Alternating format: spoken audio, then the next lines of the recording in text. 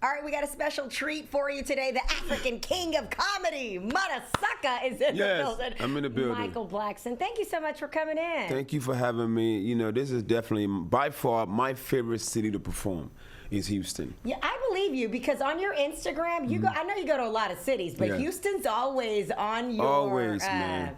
On your page. Oh yeah, Houston. I mean, it's just not just the state of Texas. Period. Like my highest grossing always came from Houston. Really? My biggest paycheck came from Houston. So much support in Houston.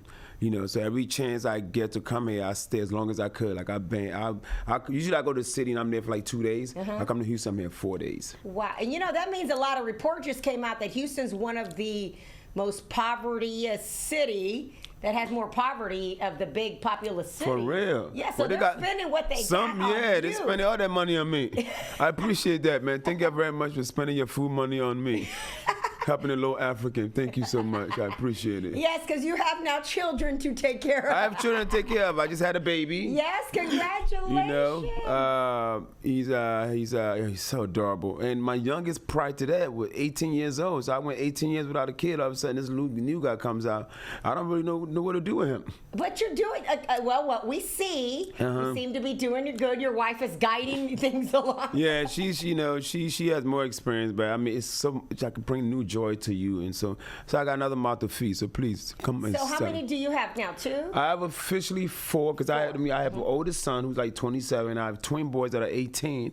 Wow. And then this new guy pops up. I don't know. So they're all boys. All boys, man. I don't know what carrying that legacy. Yeah, the Blackson legacy. Yeah, man. So guys, if you, I'll be giving lessons on how to make boys. I know a lot of guys want to have boys. They can't have boys. I'm charging. What's a tip? Just give a tip. I'm charging $100 a minute. I'll tell you what happens. So I have to make some more money. Put it on his tab. That's right. I'm making money everywhere I can. I'll tell you how to make boys. So holla at me. But it's all about Houston this weekend. I'm at the Improv, where I always come every year and sell out 7, 8, 9 shows. In fact, my biggest record of ever selling out was 12 shows at the Houston Improv back in like 2017, I want to say. You know, but I'm older now, and I need more time at home with the baby, so I'm only doing 6 shows. So just 2 shows Friday night, which is tonight, 2 Saturday, and 1 Sunday, and then we out. I did one on Thursday already.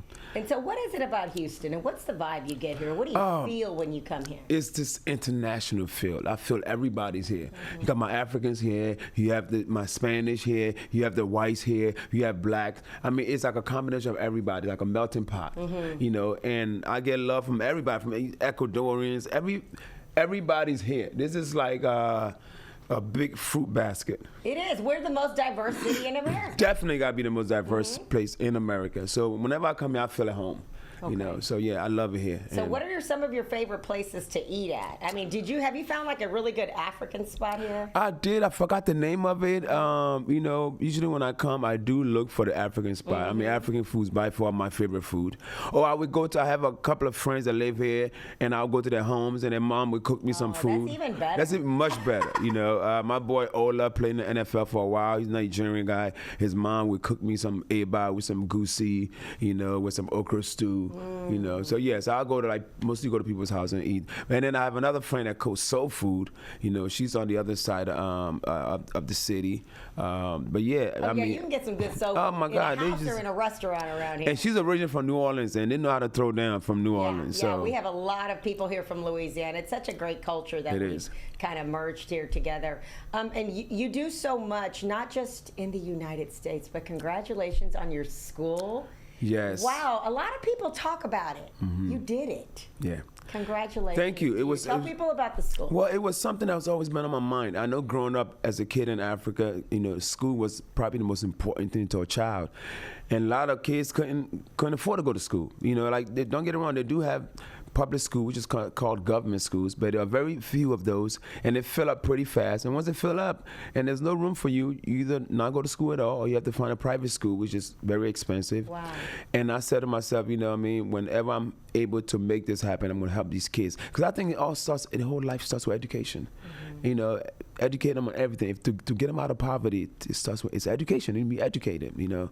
And it's also something that was always in my mind, because I would go back home and then I would see kids hanging around in the marketplaces with their parents doing school hours. I'm like, why are these kids not in school? And I found out what was going on. And I was like, you know, I'm going to do something about it. So I started off in the village where my mother's from, where my bloodline started. And I built a free school in the village called the Michael Blackson Academy. You can look it up, you know. I've been pretty much just doing it myself. I recently decided to, open up a nonprofit, and anybody wants to donate, it's the Michael Blackson Foundation. That's the website, and you can look up the school. But it's going very great. It's been 3 years, and what I'm allowing the kids to do there is I'm allowing the kids to grow there. So I'm getting them at a very young age. Like I started off from kindergarten to third grade. Now those third graders are now in the sixth grade. It's been 3 years, and every year I bring new kindergarten kids in and allowing the kids to grow. So you could groom them from early age, how to be not just education, but how to give back and care and love. My goal is to create future leaders, and future leaders start from a young age. Yeah, and it takes more than just the business side of it. Right. You have to have a lot of empathy. You have to have heart. And it takes a village. It takes everybody coming together as a unit and making it happen. So I'm once I did that, because sometimes you sit down as an entertainer or whatever you are, and you say to yourself, what is your legacy? And I didn't know what legacy was till after I built that school. This feeling came to my heart, like, wow. Oh my God, Mike, that's your legacy. That's it. Your name is on the school. This is something these kids will see for the rest of their lives. And when you're gone, and more kids will go in and keep going. And I felt, my God, my legacy is complete.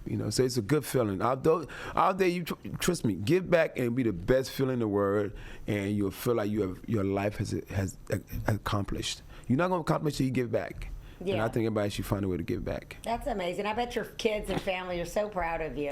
Yeah, they are. My kids, they my people back home, they understand at first. They're like, oh, you open up a school, how much you making? I'm like, I'm not making nothing, it's free. They're like, what do you mean it's free? I'm like, listen, man, just give back and you'll see what God will do for you. Yeah.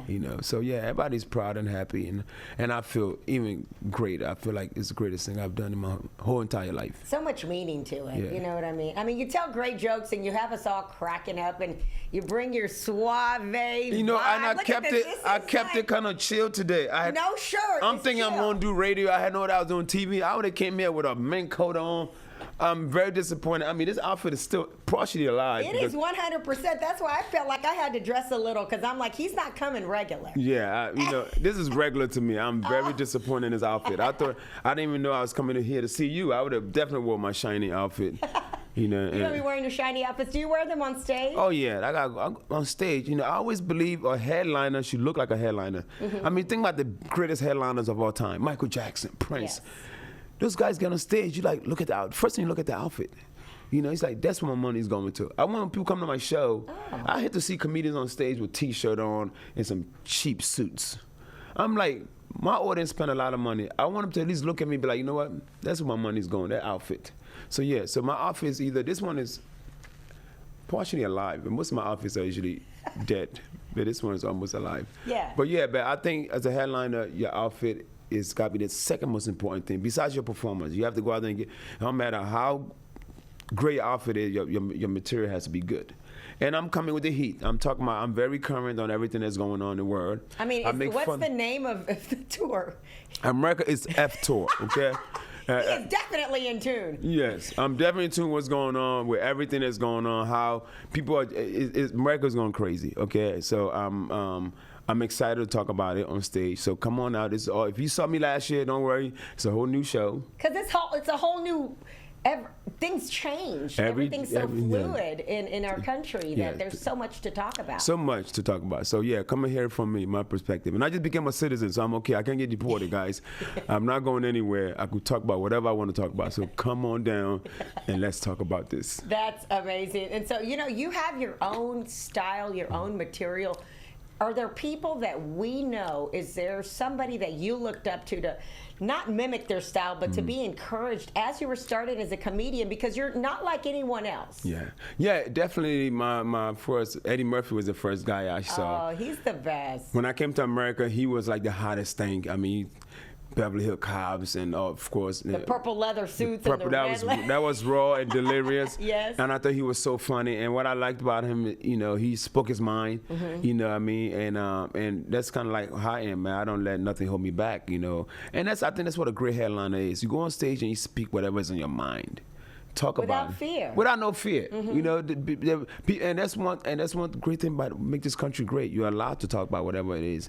There's certain countries where you can't, but America allows you to. So speak your mind. Don't be scared of nobody. You're a comedian. Yeah. I think we should all get a break. Yeah, we should. Have you got a chance to meet Eddie Murphy? I'm sure. Oh, did I meet him? I worked with him. I did in fact, I did a movie Coming to America 2 with Eddie Murphy. That's right. And the thing about it, when I was talking to him on set, he said, Mike, when we wrote that scene, you was the one we was thinking about. Oh. So it felt so good to know a legendary comedian like Eddie Murphy had me on his mind. So it was a great feeling. Yeah. I mean, and you should be on the top of people's mind. You bring a different kind of comedy, and different skits that you do. So has social media changed the way you can deliver material now in little bits and skits? Yeah, social media definitely. I mean, it could be a blessing and a curse for some people. I mean, because nowadays, like, things come out right away. We all found out through social media, but social media is also the place that took me to this next level that I'm on right now in my life. Prior to that, people didn't really know your name that well. They just knew the African guy from Next Friday. That's what they call me, the African guy from Next Friday. When social media come out, where you get to type your name down, people get to read your name and see your name on Twitter and Instagram later. That made your name a household name. So now Instagram or Twitter becomes your television show. This is your own TV network. Now you have to entertain them, and the more you entertain them, the more they come. And that's what I was doing. I was on IG entertaining them, and what I noticed about America is pretty much what I went through as a kid when I came to America. I came to America, kids clown me every day. They made fun of me every day. Now I say, you know what? My turn to make fun back. People love it when you make fun of other people, especially people that know or they could relate to. And that's what I started doing on social media. That's how I grew my name, from just clowning people every day, every weekend on social media. So social media definitely is a place for any entertainer out there. Right, is the era we are in. Unfortunately, it's all about how many followers you have now. You go to an audition, man, it's so tough. I feel bad for a lot of these great actors that don't have a huge following, because these movie production companies or these producers, they care about following them because there's so many different networks out there. They want to make sure somebody's watching that network. So they want to make sure whoever they're bringing on board has followers that will watch the show. It's free marketing. It's really, free marketing. Everyone that you get is going to market to their followers. Excellent, yeah. Yeah. So So, it's been great. I mean, my followers are majority like guys. If I go on social media, like 7% of my followers are guys. And what guys like is funny people and beautiful women. So now I have to do funny jokes with beautiful women. Yes, you have a lot of cute little skits. What a great wife to just allow all that. But she know I'm working. Yeah. She can mess up the money. That's for the But baby. it would be her money. It's our money, I guess. So yes. Hey, man, it is what it is. But I'm enjoying it. I'm enjoying entertaining them, whether it's on stage or it's on IG. But this weekend is all about Houston, and we at the Improv. So make sure you come and find out what's going on with America on my perspective. Ooh, kind of scary there. Do you want somebody to cook for you? Are we shouting somebody out? Do you need somebody to bring? Oh, man, you know what? Usually when I come, I'll go to my Nigerian friend's house and I eat a lot of Nigerian food. If there's anybody here from Ghana or Liberia, I want to try some Liberian food or some Ghana food. I miss those. Please just DM me, okay? Go to my DM. My name is Michael Blackson. That's my Instagram, my Twitter, Facebook, Christian Mingle, where black people meet.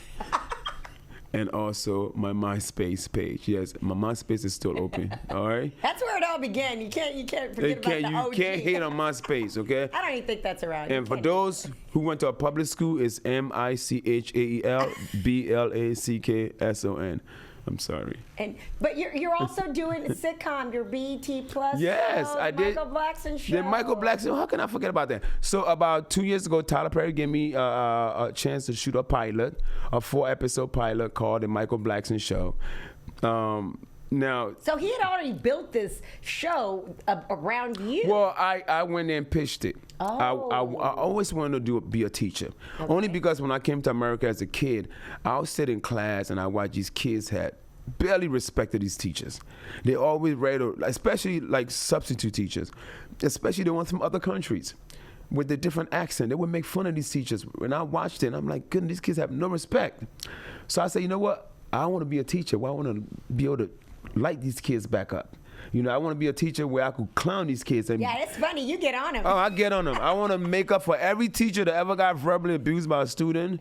I'm here to save you.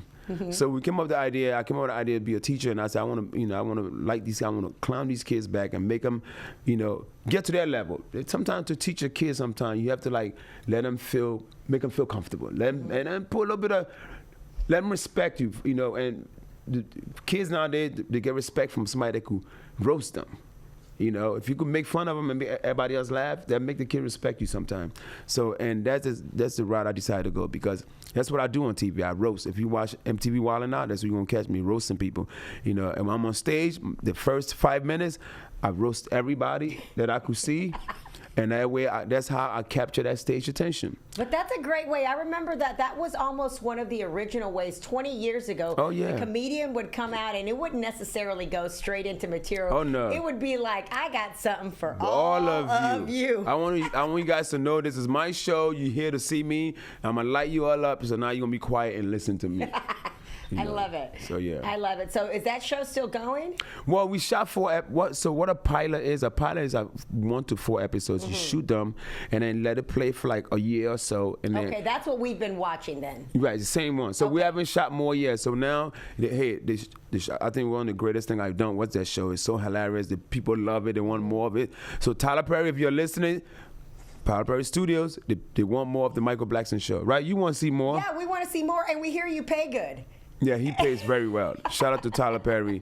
And then, bring Michael Blackson's show. The fans are ready to get more episodes. Yeah, they definitely want more of you because, like you said, you give them your own show on social media. But to see that angle and for you to play a role, because you're a little bit of yourself still, but you're playing the role of, hey, you better respect me. As a teacher, that's right. As a teacher. All right, well, we are so happy that you are back in your other home. I guess you consider Houston. Oh, Houston, definitely. And trust me, Houston is probably the next place I want to live. I was about to say, you don't have a place here yet. I need to get a place there. I'm working on it. You should before the prices go up. Cause they're going up. Have been going up, and they weren't like this not too long ago. Because everybody's caught onto it. Caught onto this is the gold mine. Yeah, we've been hot, but now we've been hot. And you ain't tell us. I know. That was now everybody knows. Okay, well, I'm coming. No le digas. I'm on my way, Houston.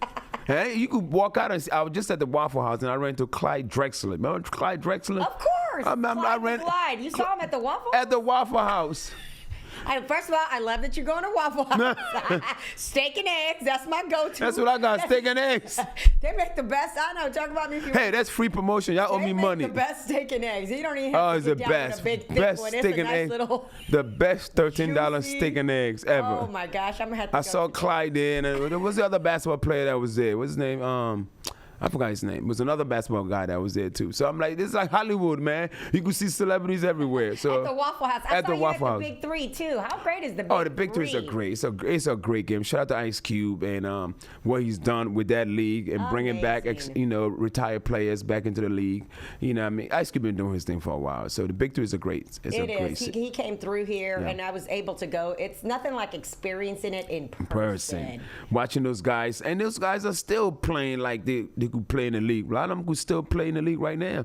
And they're only about 5 to 10 years older than those guys, and they still got it. So it's a great league. Shout out to Cube. All right. Well, we're so happy you're here. Stay a while, play a while. Catch his shows. He's still got a few tickets left for the Houston Improv. So go to their website, snatch them up, and enjoy Michael Blackson. Thank you. The African King of Comedy. You Modasucka. I'm Coco Dominguez. It's Fox 26 News.